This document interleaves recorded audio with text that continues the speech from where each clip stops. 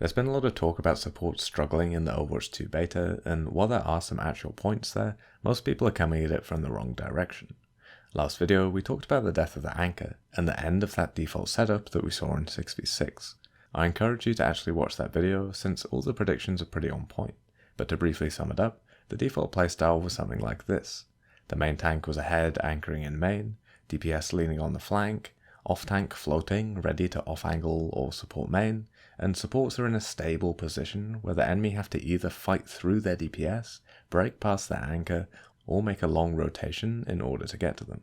And this setup was more or less universal across all comps ever since Season 3 playoffs. But with the change to 5v5, we just don't have this anymore.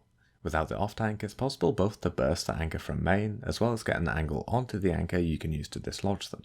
That angle can also be used to skip past the anchor and just engage directly onto the supports, without the tank being able to do much about it.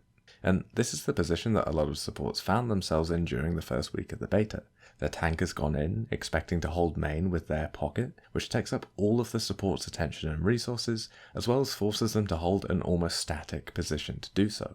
And with enemy DPS finding it much easier to flank in 5v5, it means they can take their time to scout and set up a flank on a stationary support. A support that when they get onto, still has their attention focused on main, and has usually used critical resources like nade or lamp already to support their tank.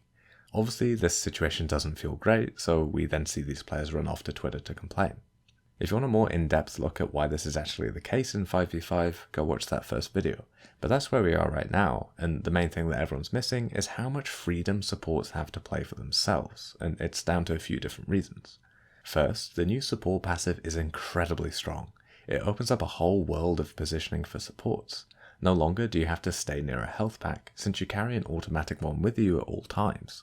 No longer do you have to constantly keep an eye on your second support, since they can duck into cover for a few seconds and heal up themselves. Every flank route, every hiding spot, every piece of cover can be seen as a health pack, and I don't think people really realize what that lets you get away with. Not just for flex supports like Ana that can now be really sticky when finding a nice ranged angle, since they can afford to take spam without getting pushed out, but also for main supports too, who now no longer have a responsibility to keep their flex support topped up from that random spam. It's difficult to really get across how strong this passive is without pushing the limits yourself, but in short, it means that supports can freely rotate anywhere and hold any position, without fear of being forced to hide for a long period of downtime because they caught a bit of enemy spam. Secondly, their relation to the other roles has completely changed. I'll talk more about tank and DPS in another video, but let's look at how supports synergize with tanks in 5v5. As we've seen, the tanks just can't exist in main with their personal heal bots anymore, either because of spam or off angles, but mostly because that'll end up with their supports getting destroyed. Instead, we see tanks lean more on the sides of a map, where they can use cover to avoid taking damage since it's not like there's anyone behind them that they need to frontline for, as well as use that position to lead a flank or rotation onto the enemy backline if they can.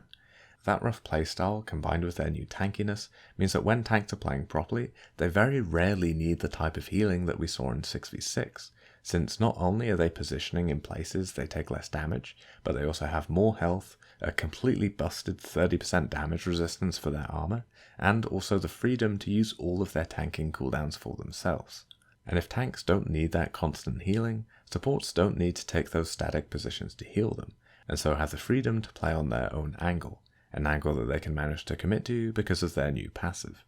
That freedom to move is also crucial in 5v5, as with there being so many tools for engaging onto backlines, one of the only counters is to just not be there when the engage comes in.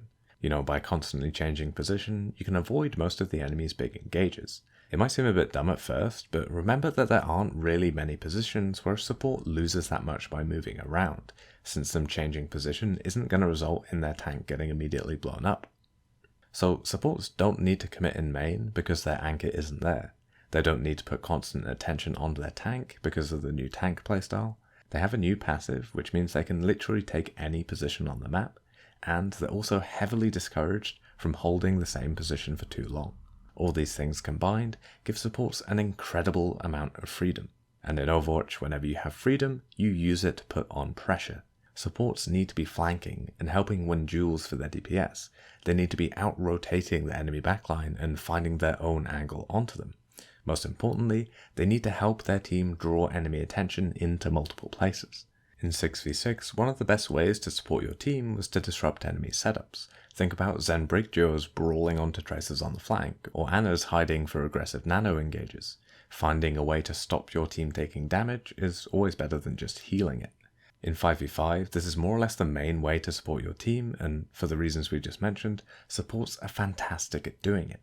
I like to call this the skirmish playstyle, where everyone on the team puts on pressure and baits enemy attention until someone finds an opening, and it's something that I really liked in Overwatch 1, but never got around to making a video about. In Overwatch 2, however, it seems like the only way to play. So, as a support, embrace your newfound freedom. Make your own plays on the angle, then heal up your tank after the critical moment. Don't get baited into dumping all your attention into a tank that's just standing in main. It won't win you the fight, and it'll get you killed.